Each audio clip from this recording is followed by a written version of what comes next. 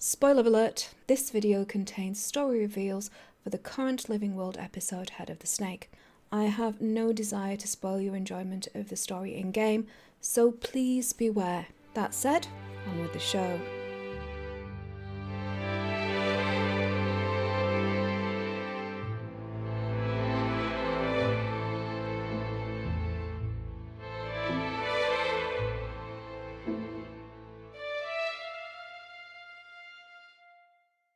This is the first of a three-part investigation into the assault on Divinity's Reach by the Krytan Herald.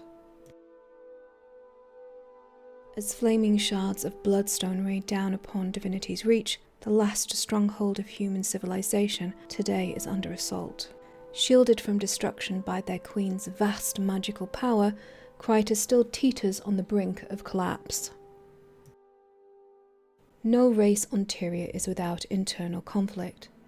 The Norn suffer the sons of Svornia, the Char battle the Flame Legion, the Asura tolerate the Inquest, and the Sylvari live in fear of the Nightmare Court.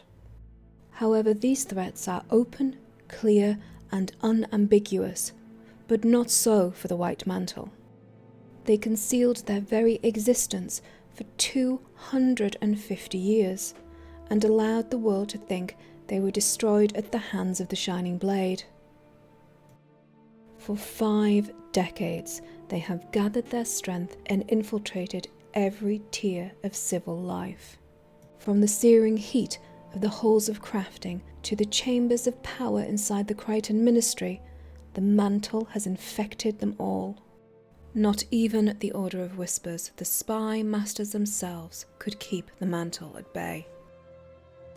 It was only in 1325 AE that their continued existence was uncovered.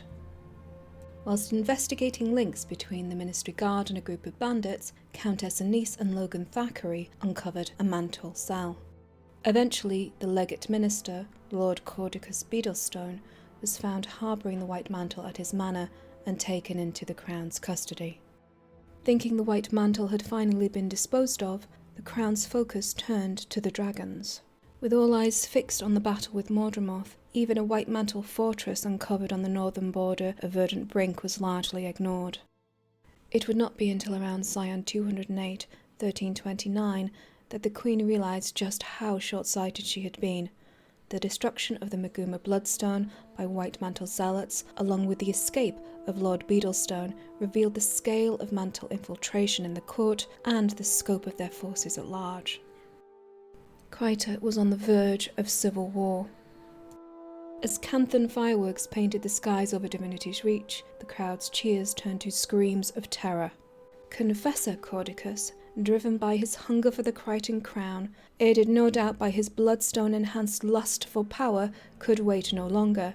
It mattered not that his forces were significantly depleted by both the losses at Bloodstone Fen and the defections to the self-proclaimed true leader of the White Mantle, Lazarus the Dyer. His white-hot desire must have burnt through what little was left of his reason. 5 decades of planning and waiting, of carefully schooled deceit and ambition for what? To smash a dam and murder their fellow countrymen. The White Mantle only succeeded in destroying lives and livelihoods in Lake Doric.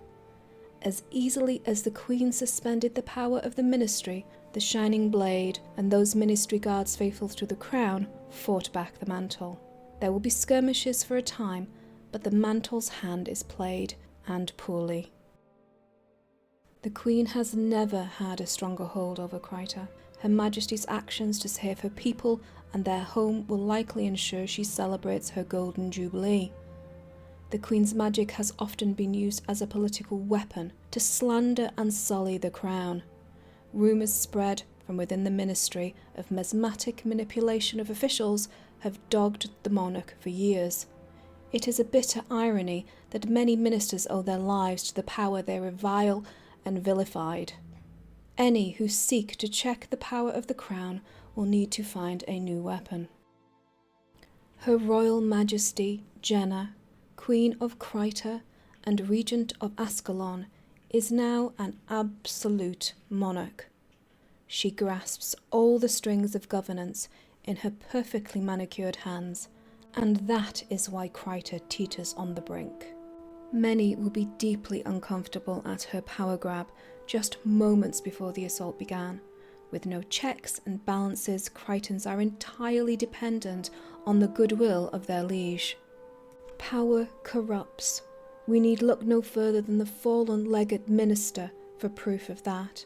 I question the legality of the Queen's actions in suspending the ministry, and unless she reinstates that power, Kryta will face a constitutional crisis and perhaps a real civil war. This is Fornax Kingspear reporting for the Krytan Herald in Divinity's Reach. May the Six watch over you.